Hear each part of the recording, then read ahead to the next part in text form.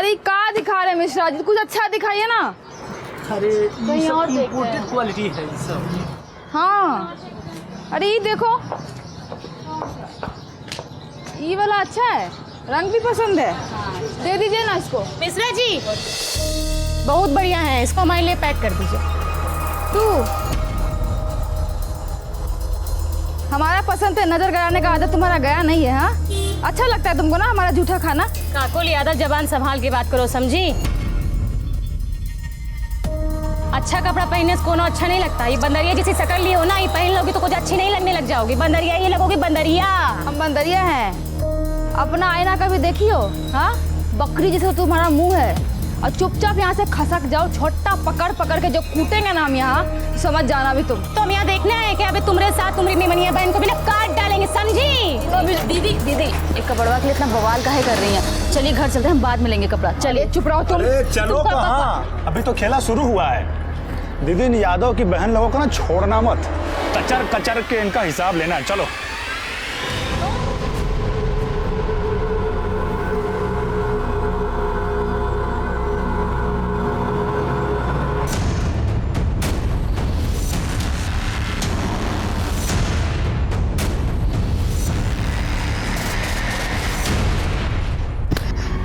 अम्मा उस साली काकुल सरपंच के लिए फॉर्म भरी है। हम चाहते थे कि पिताजी के बाद तुमको सरपंच के लिए खड़ा करेंगे, पर हमको पता है कि उस साली काकुल तुमको कहीं टिकने नहीं देगी। यही मारे अम्मा हम सोच रहे हैं कि इस बार इलेक्शन के लिए हम खड़ा होंगे, उसका सारा जमानत हम जब्त करा लेंगे। ऐसी हार हरवाएंगे ना तुमको कि मुंह दिखाने के लायक नहीं रह जाओगी काकुल तुम।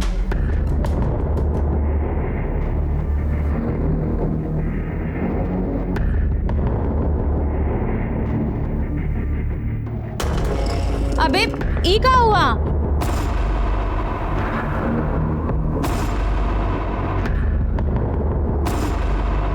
देखो दीदी, हमारा दिमाग पहले से बहुत खराब, ज्यादा बकैती करके ना और ज्यादा चौपट मत करो। अरे बस घर ही में शेर बने रहना, बाहर तो तुमसे मच्छर भी नहीं मारा जाता। क्या हुआ ये सब बताओ, कैसे हुआ है? अरे वो रास्ते में ककोलिया मिल गई थी। एक और मार उसको, हमारी तरफ से नामर्द कहीं का। तू काकुलिया तुमको डांटी और तुम पैजामे में मुंह दिए। अबे सिंह परिवार का मर्द हो। अरे हम क्या करते दीदी, उसके हाथ में तमंचा था। उसके हाथ में तमंचा था तो ई लो तमंचा, और जहां कहीं भी उनका कोलिया दिखे ना, कनपट्टी पे लगा देना गोली। बहुत सही किया बिटिया, बहुत सही किया। हमको नाज है तुम्हारी दबंगई पे। अरे बेटा नहीं हुआ तो क्या हुआ, हमेशा की तरह सरपंच का इलेक्शन यादव परिवार से ही जीतेगा। वो तुम होगी। अरे बाबूजी आपका आशीर्वाद रहा ना तो इस बार पक्का बनेंगे। हमारा आशीर्वाद तो हमेशा ही रहेगा, पर इलेक्शन में खड़ा होने के लिए कोई नॉमिनेशन फॉर्म भी तो भरना पड़ेगा ना। वही भर के तो वापस आ रहे थे कि देखिए रवि इसको छेड़ रहा है, देखिए ना पॉइंट वे में मुतवा दिए उसको, देखिए। दीदी हमको अभी भी लगता है कि आपको रवि को इतना बेइज्जत नहीं करना चाहिए था। अरे थोड़ा सा वार्निंग देके छोड़ देती, सब वहीं खत्म हो जाता। अब पता नहीं वो चंपा बदला लेने के लिए क्या क्या करेगी। तुम पगला गई हो का? वो चंपा कुछ करेगी और हम यहाँ घर में मुंह पे टेप साट के बैठे रहेंगे। दीदी हम ये नहीं जाके चुपचाप पढ़ो। अरे गीता इतना काहे डरती हो, हमने बहन को देख, इससे कुछ सीख। तेरा यही हाल रहा ना तो चंपा सिंह और उसके परिवार का सामना अकेली काकुल को ही करना पड़ेगा। रवि तमंचा चलाने के लिए ट्रेनिंग की नहीं, जिगर का जरूरत है। दुश्मन सामने हो ना, लगा दो कनपट्टी पे, बाकी जो होगा देखा जाएगा ना। और रही बात उस काकुल की, उसको तो हम नहीं छोड़ेंगे, जिंदा गाड़ के रख देंगे तुमको काकुल हम।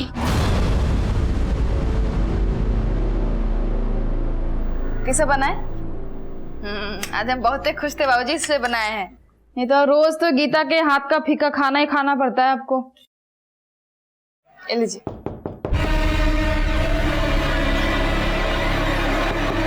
अब इतनी रात को कौन आ गया? ए डरपोक, दरवाजा इधर है, जाके खोल। नहीं दीदी हम नहीं खोलेंगे, हमको पक्का पता है चंपा है, अपने भाई का बदला लेने आइए, हम नहीं खोलेंगे। हम यहाँ बैठे हुए हैं ना, जाके खोल। बाबूजी बोलो ना आप दीदी को, हम नहीं। जा, ये लीजिए। कौन है? कौन? कौन?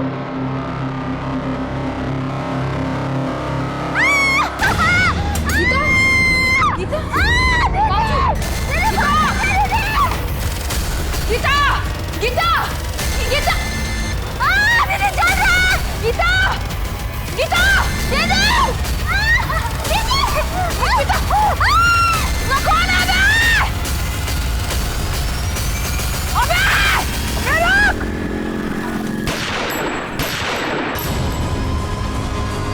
क्या हुआ? कहाँ मर गए थे साले? जाके पकड़ो उसको! गीता! दीदी! आपको बहुत चल रहा है दीदी! दीदी! आपको बहुत चल रहा है! बहुत चल रहा है! बहुत चल! अरे साला तेजाब फेंका रे! छोड़ेंगे नहीं हम! गीता कहीं हो रही काकुल। अरे इसमें क्या हुआ? अगर तुमने 10 फॉर्म भरे और उनमें से किसी में कुछ नहीं हुआ है, ठीक है, टेंशन मत लो। गीता पढ़ा करो, उसमें साफ लिखा है कि कर्म करो, फल की चिंता बिल्कुल मत करो। आपसे कोई बात नहीं करना, बड़े साहब से बात करना है। हमारी बात नहीं करते हैं। शांत शांत, क्या हुआ? क्या कंप्लेन है आपकी? हमारी बहन गीता पर एसिड फेंका गया है। उसका पूरा चेहरा ना एकदम जल के लाल हो गया है। हमको पता ही चंपा करवाई है। अगर आप कुछ करते हैं ना तो ठीक है, नहीं तो उसको तो हम जान से मार ही देंगे। देखिए शांत रहिए और तमीज में भी। ये पुलिस स्टेशन है, तुम्हारा मोहल्ला नहीं है। आप ना हमको जानते नहीं है, इसलिए अपना जो ज्ञान दे रहे हैं ना, देना बंद कीजिए। अरे चुप रहिए विजय, आप शांत हो जाइए, बैठिए और पानी पीजिए। हमको कोई पानी वानी नहीं पीना है। लीजिए, हम बैठ गए, बोलिए। तो तुमने कहा है कि चंपा ने तुम्हारी बहन पर एसिड अटैक करवाया है। उसकी क्या दुश्मनी है तुम्हारी बहन से या तुमसे? साहब, ये यादव और सिंह परिवार की पीढ़ियों से चलती आ रही दुश्मनी है। शुरू से ही गांव के सरपंच या तो ई काकुआ के परिवार से बनते हैं और या फिर वो चंपा के परिवार से। बस इसी बात को लेकर झगड़ा रहता है। काकी, ये भी तो बताओ ना, सिंह परिवार का एक भी सरपंच आज तक गांव वालों के लिए कुछ नहीं किया। सारा पैसा अपना पॉकेट में रख के निकल लिया। अच्छा, तो सिंहासन का झगड़ा है। देखो, ये झगड़ा ना रामायण और महाभारत काल से चला आ रहा है। सब लोग देखते हैं, सुनते हैं, पढ़ते हैं, पर अमल कोई नहीं करता। तो तुम्हारी दुश्मनी उस चंपा से नहीं, उसके परिवार से है। ये कही बात है इंस्पेक्टर साहब। और इसीलिए उसने तुम्हारी बहन पे एसिड अटैक करवाया।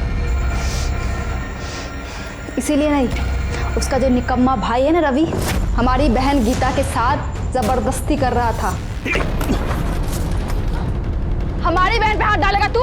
मटांग नहीं दिखाएगा? रुक तू, रुक, रुक। तो तुम्हारा झगड़ा चंपा से नहीं, उसके भाई से हुआ। झगड़ा पूरा सिंह परिवार से है और आज से नहीं है, कब से है। और चंपा से ना हमारा झगड़ा एक बार नहीं हुआ है, 1000 बार हुआ है। और पहली बार उससे हमारा झगड़ा 6 महीना पहले हुआ था, जब हम बाबूजी से मिलने जेल गए थे। वो भी वहां आई थी किसी से मिलने के लिए। एक्सक्यूज मी, पीछे हटो, यहाँ टप्पा लगाओ। ये लो। बाबूजी का ब्याह हुआ है का? हाँ, चुपचाप से ना पीछे जाने तक देख, कंटाप के पीछे खींच के दो। अबे तुम तो खालती बोलती रहती हो, हम तुमको देंगे। इसको बोलते हैं कंटाप। तुमको मोरी। और कितनी बार तो जबरदस्ती झूठ मूठ कर लड़ी हो हमसे। हम कोई कम थोड़ी है।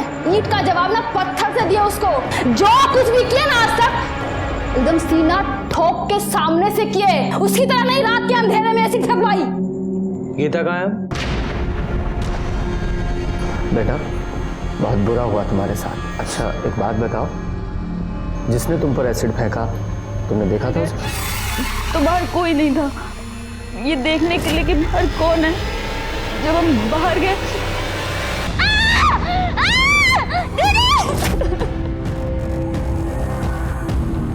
इस समय गीता को तुम्हारी ज्यादा जरूरत है और कानून अपने हाथ में ना ले तो ज्यादा बेहतर होगा, वरना आप खुद मुसीबत में आ सकती हैं। और रही बात चंपा की, तो उसे हम बात करेंगे, समझी?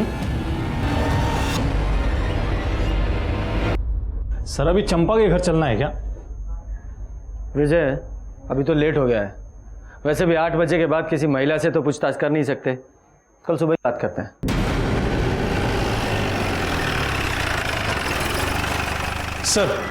सर गीता की फॉरेंसिक रिपोर्ट। सर रिपोर्ट के मुताबिक गीता पर एसिड फेंका गया था। एसिड कहां से आया था और किसने फेंका था यह अभी तक पता नहीं चल पाया है। और सर काकुल के पड़ोसियों का कहना है कि उन्होंने एक आदमी को भागते हुए देखा था, लेकिन उसका चेहरा नहीं देख पाए थे क्योंकि उसने अपने चेहरे पर गमछा बांधा हुआ था। कोई क्लू ही नहीं मिल रहा है। और ये चंपा और काकुल एक दूसरे से इतनी नफरत करती हैं, ऐसा लगता है कि पूरे गांव को जलाकर राख कर देंगी। हमको तो ये समझ में नहीं आ रहा है कि हम आपसे बात क्या करें भाई। अब सभी कुछ तो साफ साफ दिख रहा है ना कि गांव का चुनाव नजदीक है और गांव के लोगों का सहानुभूति पाने के लिए ककुलिया खुद अपनी बहनी पे तेजाब फेंकवाई है और इल्जाम हम पे लगा दी है ताकि गांव के लोगों का वोट उसको मिले, हमको नहीं। सर वो कुछ भी बकैती काटी और आप आगे मुंह उठा के हमसे बात करने के लिए, गजब है। हम सिर्फ अपनी ड्यूटी कर रहे हैं, आपसे कुछ सवाल पूछने हैं।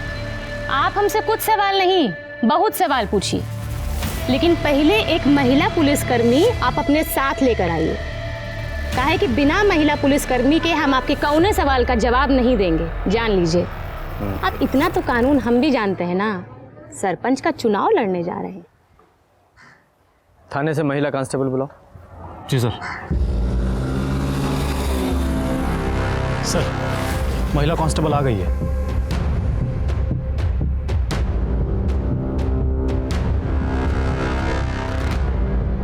हाँ तो चंपा जी। 1 मिनट सर। रवि, जरा हमारी पूछताछ का वीडियो बनाओ ना। अब इनका कौनो भरोसा, हमरे बयान को कुछ तोड़ मरोड़ कर पेश कर देंगे, हमरी तो लंका लग जाएगी, है ना। आओ। हाँ दीदी रुको, ये पकड़ो अम्मा। तो हो गई तैयारी? जी दरोगा जी। सवाल पूछे?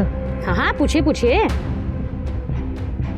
जब गीता पर एसिड फेंका गया तो आप कहाँ थी? हम अपने घर में थे, खाना खा रहे थे। हमारी अम्मा और भैया से पूछ लीजिए। गीता पर एसिड किसने फेंका? हमको कैसे पता होगा किसने, काहे, क्यों एसिड फेंका? गजब बात कर रहे हैं। आपको नहीं पता, लेकिन आपको कोई अंदाजा है?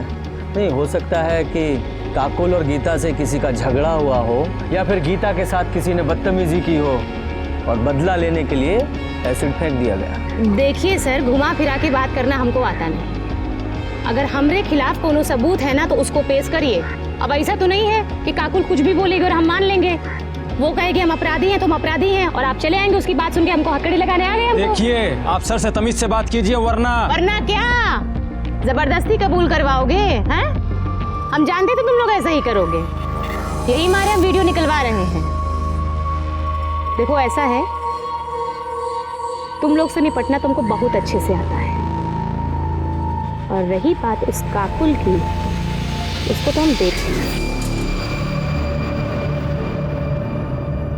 सर हमको तो लगा था ये काकुल बदतमीज है, पर ये चंपा तो उससे 2 कदम आगे ही निकली।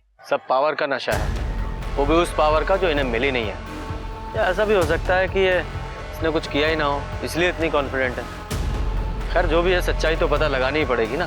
काम करो, अपने सारे खबरियों को अलर्ट करो और इस चंपा के सारे कॉल रिकॉर्ड और मोबाइल लोकेशन निकलवाओ।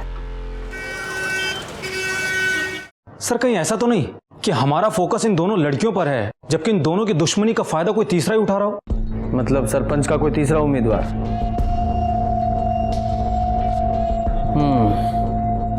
पॉसिबल तो है। चेक करो कोई ऐसा एंगल है क्या। Yes sir. और सर चंपा के बारे में एक इन्फॉर्मेशन मिली है। सर 6 महीने पहले चंपा ने एक रिपोर्ट लिखवाई थी कि उसके साथ में रेप हुआ है। रेप एक्यूज्ड का नाम संजय झा है, और सर संजय झा भी जेल के अंदर है और उसका ट्रायल शुरू होने वाला है। और सर ये संजय झा कोई और नहीं बल्कि काकुल का बॉयफ्रेंड है।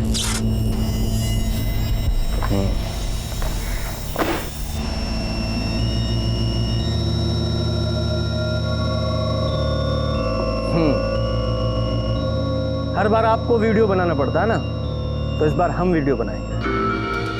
विजय सर। आप लोग वहां क्यों खड़े हैं? आइए बैठिए। 2 गवाह भी चाहिए ना, इसलिए।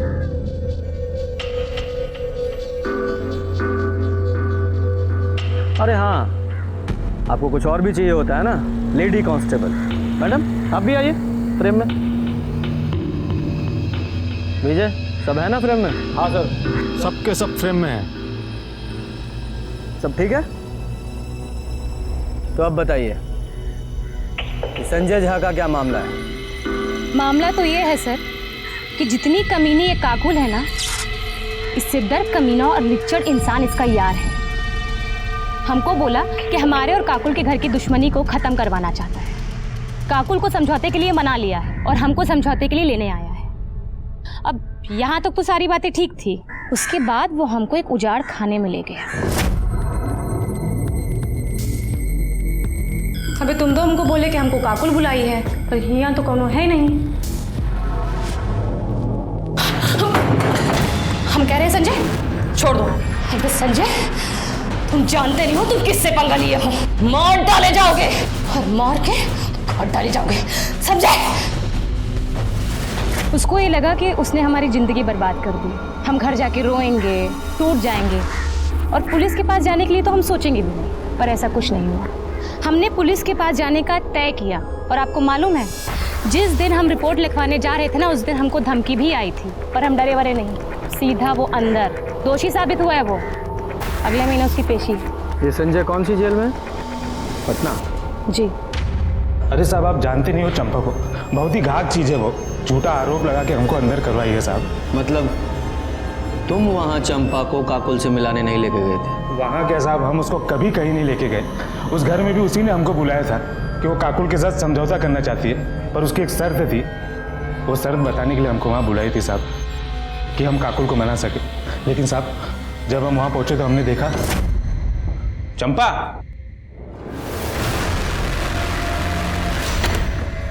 हम यहाँ हैं जी। ये दरवाजा कहीं को बंद कर रही? एकदम बुड़बक हो तुम। अब ये सब काम वो दरवाजा खोल के करता है का? हमने 1000 बार सबसे गिरी है कि हम निर्दोष है, लेकिन पुलिस ने हमारी एक न सुनी और हमें अंदर कर दी। हम बता रहे साहब, वो बहुत चालाक है, उसने बहुत गहरी चाल चली हमारे खिलाफ। लेकिन चंपा को ये सब करने की क्या जरूरत थी? क्योंकि वो काकुल का जीवन नरक बनाना चाहती थी साहब। हम दोनों शादी करने वाले थे, हम बहुत खुश थे साहब, लेकिन एक खुशी उसको देखी नहीं गई और उसने हमको फंसा दी साहब। सर चंपा रेप केस की फाइल। सर मेडिकल रिपोर्ट के मुताबिक चंपा के साथ में रेप तो हुआ था, लेकिन स्मेन ट्रेसेस नहीं मिल पाए, जिससे यह साबित हो सके कि उसके साथ में रेप संजय झा ने किया हो सकता है उसने बहुत ही चालाकी के साथ किया हो कि सबूत ही ना मिले। कंडोम वगैरह पहना होगा। उसे अरेस्ट किस बेस पे किया गया था? सर बाकी एविडेंस के बेस पे, मोबाइल लोकेशन और आसपास के लोगों के बयान पर, जिन्होंने उस वक्त उसको वहां पर देखा था। मामला भी कोर्ट में कुछ कह नहीं सकते हैं। वैसे लोग दुश्मनी पूरी ईमानदारी से निभा रहे हैं। हाँ, दुश्मनी से याद आया, तुम्हारे थर्ड पार्टी एंगल का क्या हुआ? सर मैंने तहसील ऑफिस में जाकर पता किया था, चंपा और काकुल के अलावा सरपंच के लिए किसी ने नॉमिनेशन फॉर्म भरा ही नहीं है। अच्छा, तो फिर तीसरा कौन हो सकता है? एक बात और सर, उस दिन काकुल ने हमसे झूठ बोला था। उसने कहा था कि वो पटना जेल में अपने पिता से मिलने के लिए गई है। और पहली बार उससे हमारा झगड़ा 6 महीना पहले हुआ था, जब हम बाबूजी से मिलने जेल गए थे। जबकि उसके पिता तो 1 महीने पहले ही रिहा हो चुके थे। तो फिर किससे मिलने गई थी? संजय झा से। और जब मैंने उससे पूछा कि उसने हमसे झूठ क्यों बोला, तो उल्टा मुझ पर ही भड़क गई कि बोल दिया कोई गुनाह थोड़ी ना किया है। और फिर मुझसे ही पूछने लगी कि आपने अब तक चंपा को अरेस्ट क्यों नहीं किया है। कुछ ज्यादा ही जानकारी और अकड़ है इन लोगों में। आज सबूत नहीं है हमारे पास, वरना अकड़ तो ढीली कर देते इनकी।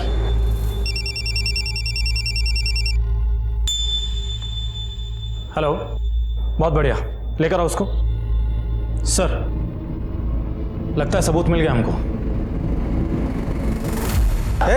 चलो साहब आ गए, चल।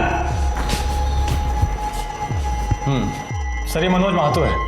हमारे खबरी ने इसको शराब के ठेके पे बोलते हुए सुना था कि एसिड अटैक से बदला लेना बहुत आसान होता है, जिंदगी भर तक याद रखता है। हमारे खबरी ने हमको इन्फॉर्म किया और हमारी टीम इसको वहां से उठाकर ले आई। किससे बदला लेना था? साहब हमने किसी से बदला नहीं लिया और न ही हमको लेना है। तो फिर वो ठेके पर वो एसिड अटैक का क्या राग अलाप रहा था तू? साहब वो तो ऐसे ही 3-4 लोग बैठे थे, तो उनके बीच में कॉलर टाइट करने के लिए ऐसे बोल दिए साहब। हंसी में कुछ किया नहीं है।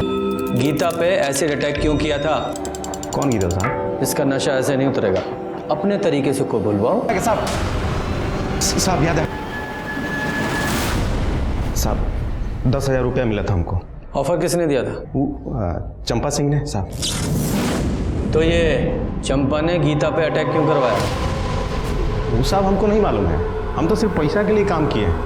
हम तो काकुल पे एसिड फेंकने गए थे, लेकिन गीता बाहर आ गई और रात के अंधेरे में समझ में नहीं आया तो उसी पे फेंक के भाग गए। 7 बजे गए थे ना? नहीं साहब, 9 बजे। तेरे साथ और कौन था? कोई नहीं था साहब, हम अकेले थे। और एसिड किसने दिया था, चंपा ने? नहीं साहब, हम खुद जुगाड़ किए थे। कैसे? साहब हम बिलालपुर के हैं ना, वहीं एक केमिकल फैक्ट्री में काम करते हैं, तो वहीं से थोड़ा सा चुरा लिए थे। अच्छा। कमला, तुम घर का काम संभालो, हम पुलिस स्टेशन होकर आते हैं। अरे रवि बेटा जल्दी आओ, गाड़ी निकालो। हाँ माँ, बस गाड़ी बांध रहे हैं, चलो।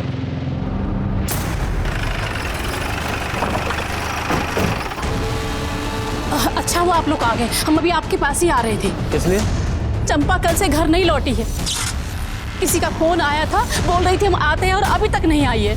किसका फोन आया था? पता नहीं किसका आया था, हमको तो बड़ी चिंता हो रही है। जाओ पूरे घर की तलाशी लो। सर, अरे तलाशी सर, कुछ नहीं मिलेगा, हम कह रहे हैं, हमारा यकीन कीजिए ना। कैसे यकीन करें? क्या पता फोन का बहाना बना रहे हो आप लोग और वो घर में छुपा के रखा उसको। भेजा, चंपा को फोन लगाओ। सर, अरे सर फोन स्विच ऑफ है, हम लोग कितना बार ट्राई किए, सुबह से ट्राई कर रहे हैं।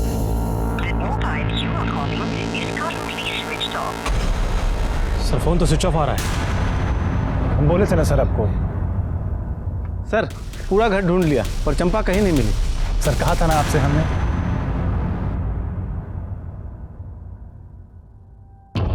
आखिरी बार पूछ रहे हैं, बता दो कि चंपा कहाँ है, वरना उसके साथ साथ तुम दोनों भी अंदर जाओगे। सर हम तो तब बता पाएंगे ना जब हमको खुद पता होगा। साहब हम सच कह रहे हैं, चंपा घर पर नहीं है, वो कल से घर लौटी ही नहीं है। हमें लग रहा था कि चंपा को किसी तरह से पता चल गया है कि उसने जिसे एसिड अटैक की सुपारी दी है वो हमारी गिरफ्त में है और उसके खिलाफ हमारे पास सबूत है, इसलिए वो फरार हो गई। उसे पकड़ने के लिए हमने पूरे स्टेट में उसके फोटो सर्कुलेट करवाए, अर्जेंट बेसिस पे उसकी CDR रिपोर्ट निकलवाई, हर वो काम किया जिससे जल्द से जल्द हम उस तक पहुंच सकें। हम उस तक पहुंचे भी, लेकिन उस तरह नहीं जैसी कि हम कोशिश कर रहे थे।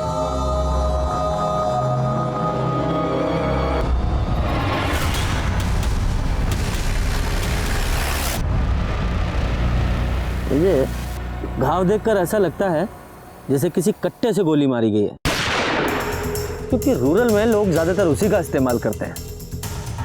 विजय, बॉडी को पोस्टमार्टम के लिए भेजो और आसपास के लोगों से पता करो कि किसी ने कुछ देखा है क्या। और हाँ, वो जो कट्टा सप्लायर है उसका भी पता करो कि उसने कट्टा किसको बेचा था। सर, 2 परिवारों के बीच की लड़ाई एसिड अटैक से शुरू होकर अब मर्डर तक पहुंच गई थी। चंपा के सीने में गोली मारी गई थी, लेकिन उसकी मौत दम घुटने की वजह से हुई थी। इसका मतलब उसे जिंदा दफनाया गया था। चंपा का मोबाइल और उसका रिवॉल्वर दोनों ही हमें नहीं मिले। सर चंपा के call records. Sir call records के मुताबिक चंपा का फोन शाम को 7 बजे स्विच ऑफ हो गया था। सर स्विच ऑफ होने के आधे घंटे पहले चंपा को एक नंबर से फोन आया था जिसके बारे में जमुना हमको बता रही थी। किसी का फोन आया था, बोल रही थी हम आते हैं और अभी तक नहीं आई है। और सर वो नंबर किसी और का नहीं बल्कि काकुल का है। सर चंपा को आखिरी बार फोन काकुल के फोन से आया था। लेकिन ये काकुल चंपा को फोन क्यों करेगी? कहीं ऐसा तो नहीं इस काकुल का ही चंपा के मर्डर में कोई हाथ हो? उसने अपनी सबसे बड़ी दुश्मन को फोन किया, वो भी उसके मर्डर से आधे घंटे पहले। अरे काहे टेस्ट हुए बाहर रही हो? हम नहीं मारे उसको। अपनी बहन पे भरोसा नहीं तुमको? देखिए पगला गई, एकदम पगला। इसको लगता है कि चंपा को हम मारे हैं। सिर्फ ऐसे ही नहीं, हमें भी ऐसा ही लगता है। चलो थाने में चलकर विस्तार से बात करते हैं।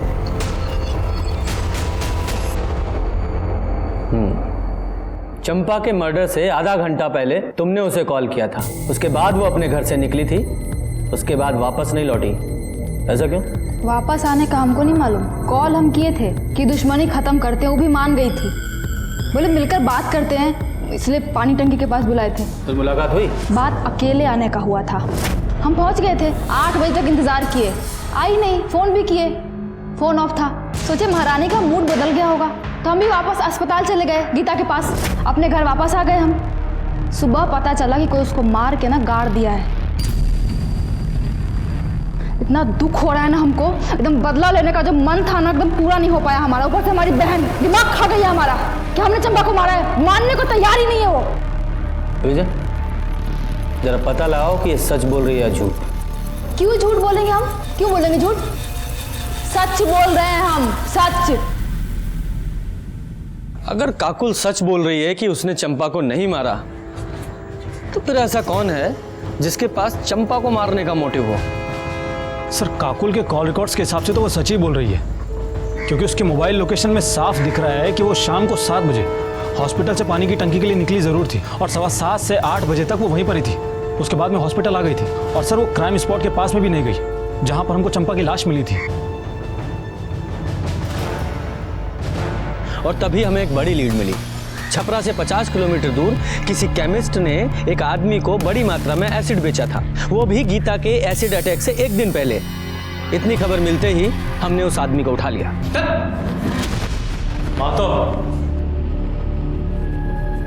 यही है ना वो जिसे तुमने एसिड बेचा था?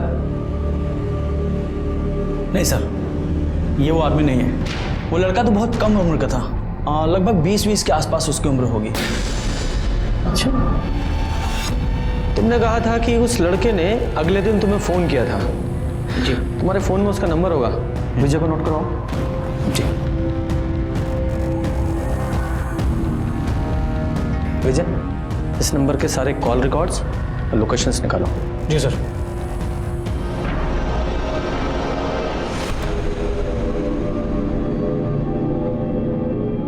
सर, केमिस्ट ने एसिड खरीदने वाले जिस लड़के का नंबर दिया था उसका फोन तो स्विच ऑफ आ रहा है।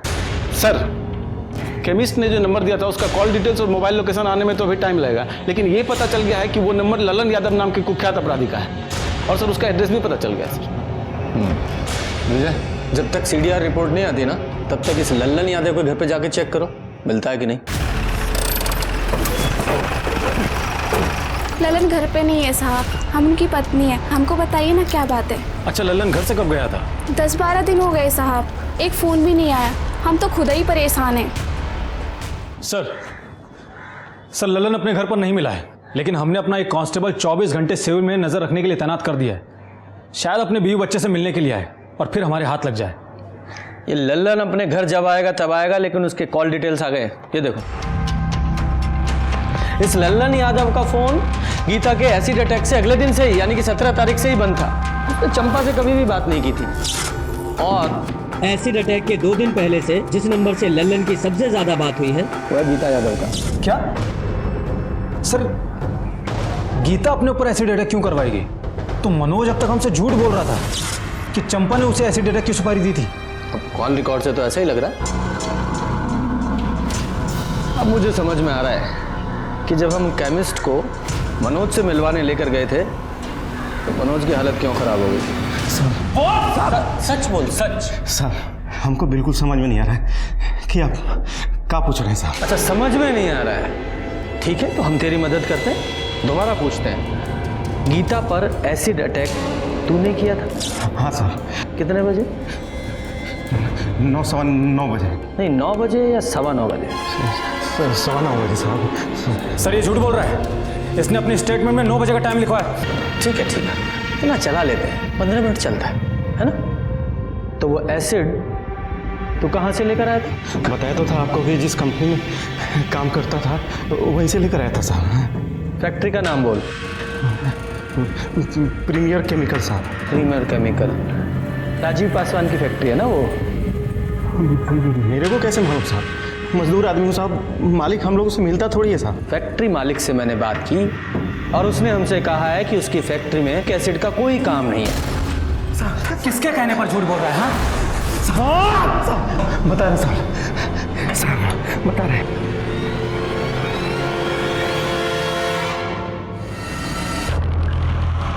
अब कैसी तबीयत है बेटा? पहले से ठीक है, अब दर्द भी कम है।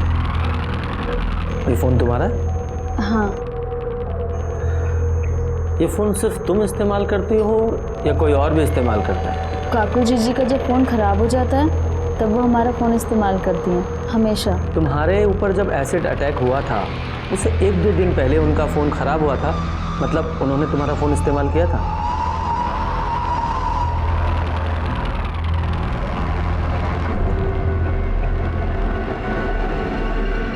सुनो,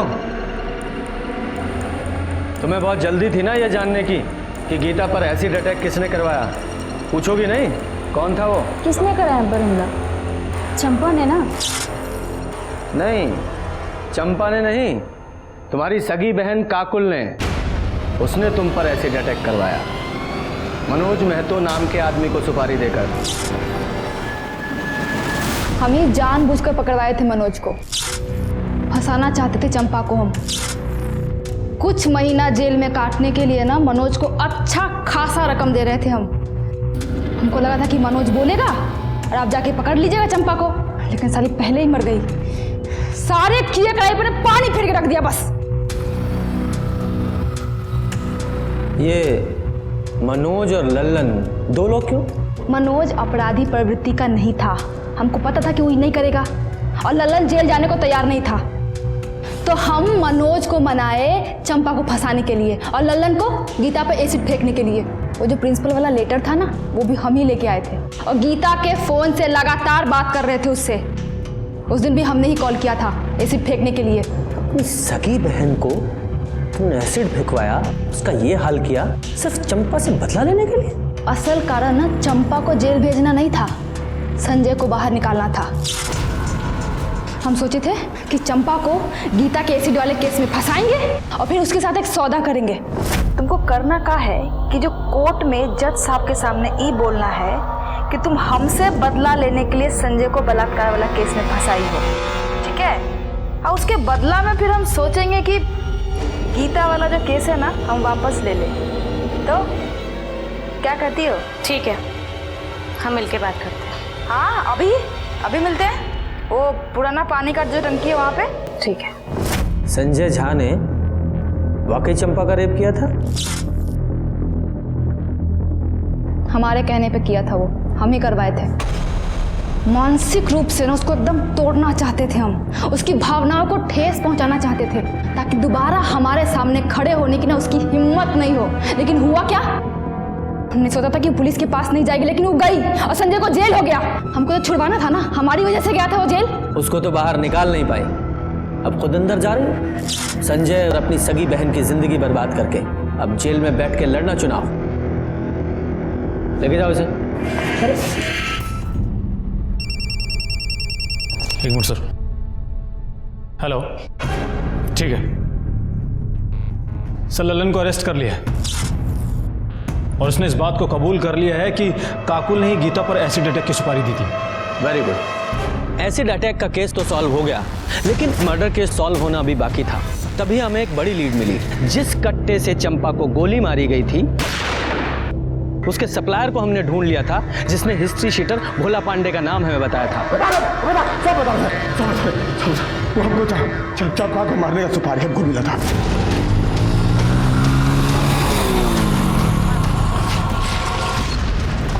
क्या कर रहे हैं? चंपा की गन और उसका फोन कहाँ है? हाँ, उसका गन तो हम सर बेच दिए, फोन हम नदी में फेंक दिए सर। सुपारी किसने दी थी? सुपारी हमको कृष्णचंद झा। कौन कृष्णचंद झा? सर, किशनचंद झा तो संजय झा का बाप है, वही है ना? हाँ।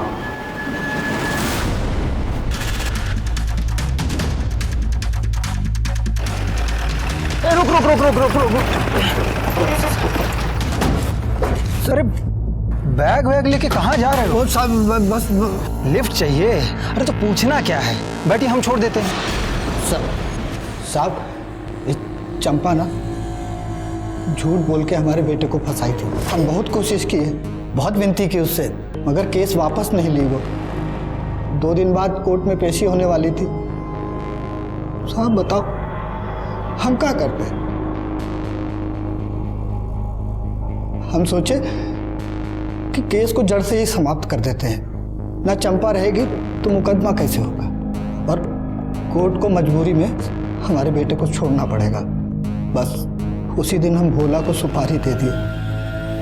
साहब, वो हमेशा अपने लोगों से घिरी रहती थी, तो मारने का मौका ही नहीं मिल रहा था। तो वो 21 तारीख को अकेले पानी की टंकी के पास जा रही थी तो हम। नहीं, तुम्हें कैसे पता चला कि वो पानी की टंकी के पास अकेली जा रही है? काकुल बोली थी साहब। काकुल और संजय का ब्याह जरूर ना हुआ हो, लेकिन हम उसको पतोहू मानते थे और वो लोग अक्सर फोन करके आपस में मिला जुला करते थे। वही बोली थी कि चंपा से सुलह करने जा रही, काकुल ने उसे अकेले बुलाया। हम समझ गए साहब कि इससे अच्छा मौका नहीं मिलेगा। हम भी खूब उकसाए उसको, बोले कि सुलह कर लेनी चाहिए, तो भोला को बोले। दोनों को ही जुर्म की दस्तक मिली थी, लेकिन चंपा ने इसे अनदेखा किया या फिर कम करके आंका, और गीता वो देखकर भी बच नहीं पाई। जैसे कि महाभारत में देखने को मिलता है कि दुर्योधन की एक नाजायज जिद इतने बड़े युद्ध का कारण बनी कि मानो पूरा युग समाप्त हो गया। इसी तरह से इन दोनों परिवारों की झूठी खानदानी परंपरा की वजह से काकुल, चंपा, गीता, संजय झा और उसके पिता का जीवन बर्बाद हो गया। जब भी खुद पर अहंकार और दूसरों को नीचा दिखाई देने की होड़ हावी होती दिखाई दे, संभल जाएं। ये जुर्म की दस्तक हो सकती है, इसे अनदेखा ना करें। इसी के साथ मैं सीनियर इंस्पेक्टर रंजीत ठाकुर आपसे विदा लेता हूं। फिर आऊंगा एक नया केस लेकर। तब तक देखते रहिए क्राइम पेट्रोल दस्तक। मकसद बताना नहीं, बचाना है। जय हिंद।